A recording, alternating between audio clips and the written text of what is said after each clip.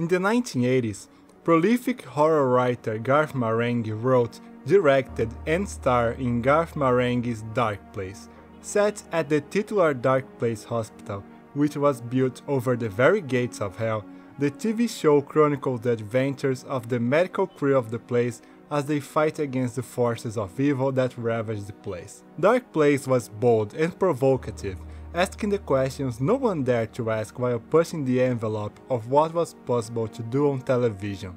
Of course, this was way too much for the higher-ups at Channel 4 to take, so they pulled the plug on the project and never aired any of the 50 episodes that were produced. Fast forward to 2004. During the quote-unquote worst artistic drought in broadcast history, Channel 4 finally decided to air the 6 surviving episodes of Darkplace, presented by the legend of horror himself, Garth Marenghi, and intercut by brand new interviews with Marenghi, producer Dean Lerner, and actor Todd Rivers as they dissect this forgotten masterpiece of television history. That's what they tell you in this show, at least. In reality, Garth Marenghi's Darkplace is a real show about a fictional lost show also called Garth Marenghi's Darkplace. The whole project was the brainchild of actors Richard Ayoade and Matthew Holness, who also played the title role. The character of Garth Marenghi was originally conceived for a couple of low-budget stage shows in the early 2000s. These were successful enough to attract the attention of Channel 4, for which Ayoade and Holness made 2 pilots for different series, none of which got picked up by the network. One of them, though, which centered around the character of Garth Marenghi, showed promise, prompting the creators to tweak it until it finally became Darkplace, a parody of science fiction and horror shows of dubious quality from the 1980s, and also the people who often made them. But who made Darkplace? Who is Garth Marenghi? Self-described as an author, a dreamweaver, and a visionary, plus actor, Marenghi is a 2-bit horror writer who takes pride in having written more books than he has read. At the beginning of each episode, we are graced with gems of his extensive literary work, such as He examined his sleeve. Blood? Blood. Crimson, copper-smelling blood. His blood. Blood. Blood. Blood. And bits of sick.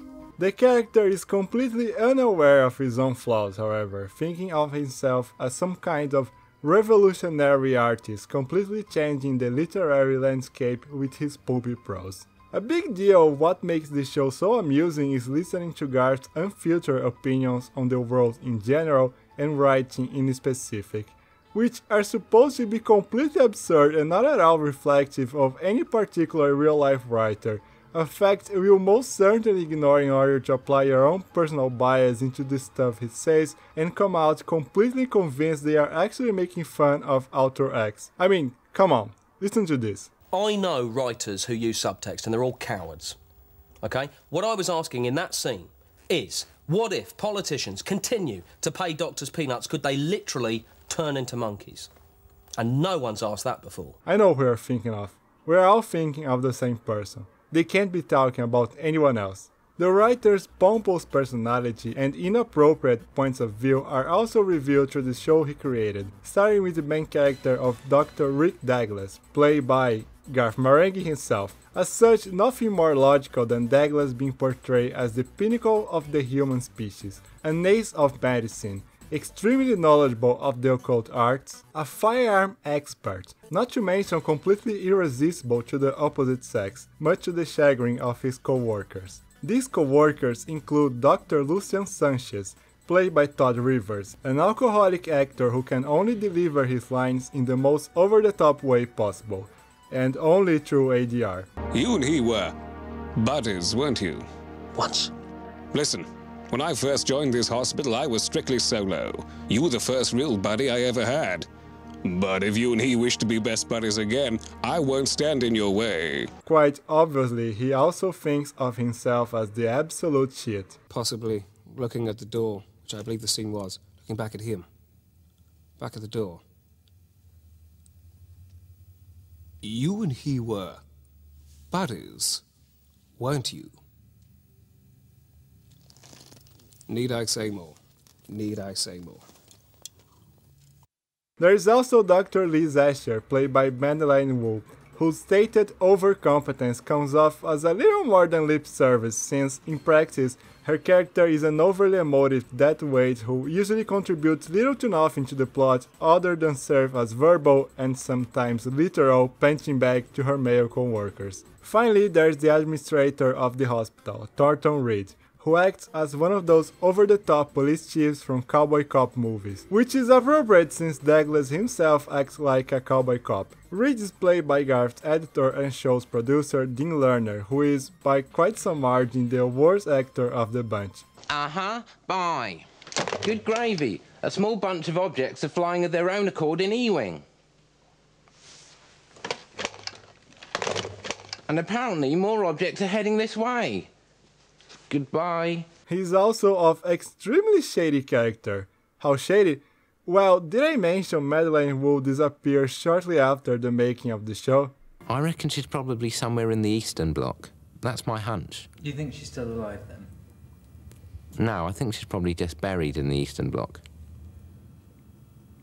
If she got a burial. So yeah, the rest of the cast of Darkplace is just as self-absorbed and incompetent as its creator.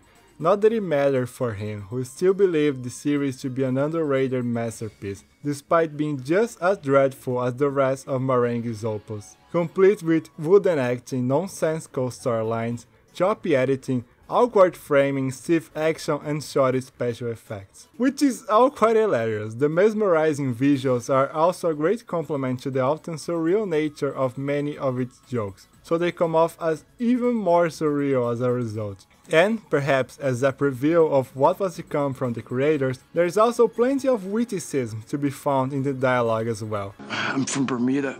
Oh, that explains it. British Principality. It's actually a dependent territory. What's that? The Queen appoints a governor charged with internal security and external defense, but she's still the de facto sovereign. We had so much to teach each other. All of that, from the visuals to the character to the jokes, combined to make Darkplace one of the most solid and unique comedy experiences of the early 2000s. Perhaps too unique even, as the series' first and only series, failed to gather an audience when it originally aired.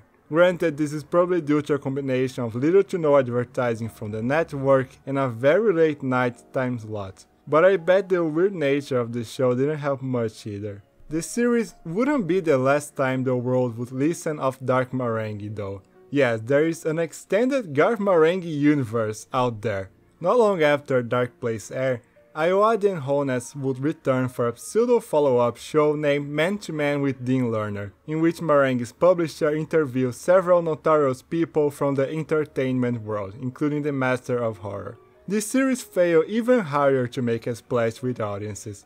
Not that it mattered much though, the creators would go on to have really successful careers in the years after Darkplace. I mean, Ayoade and Matt Berry would, starring and writing another handful of TV shows and pretty much becoming staples of British television during the late 2000s. But not Matthew Holness though, who since leaving the character of Garth Marenghi has only made recurring parts here and there, as well as writing prose and directing an indie film. For the longest time, it seemed the show, just like the show within the show, was doomed to be forgotten as a footnote in television, only a mere stepping stone in the successful careers of its creators. Of course, I wouldn't be talking about the series if it had remained forgotten, would I?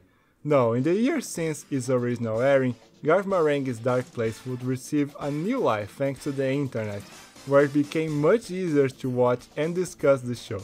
The series receiving a quite brilliant DVD release also helped, as not only it made it accessible to those who had missed it the first time, but the home release is an incredible companion piece to the TV show, with even more interviews with the characters as well as in-universe behind-the-scenes material, such as deleted scenes, commentary tracks for the episodes, again from the characters, and production stills. And finally, there's the fact the show aired in the US on Adult Swim, which, yeah, certainly the right demographic for the series. In the end, a show about a cult TV show became itself a cult TV show, A bit of a self-fulfilling prophecy here, as the series was always meant to be weird and slightly off-putting in a comical way. They just didn't expect it to affect the viewership of the show, I guess. It's a shame the rest of Ayoade's and Berry's careers kind of eclipsed the success the show ever got, but as with any piece of media that has garnered this sort of following,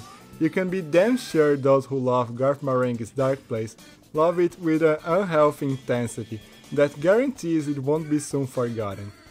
One more TV show and then I'll be back to the movies.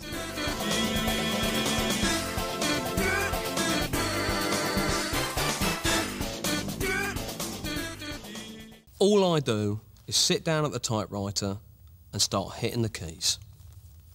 Getting them in the right order, that's the trick. That's the trick.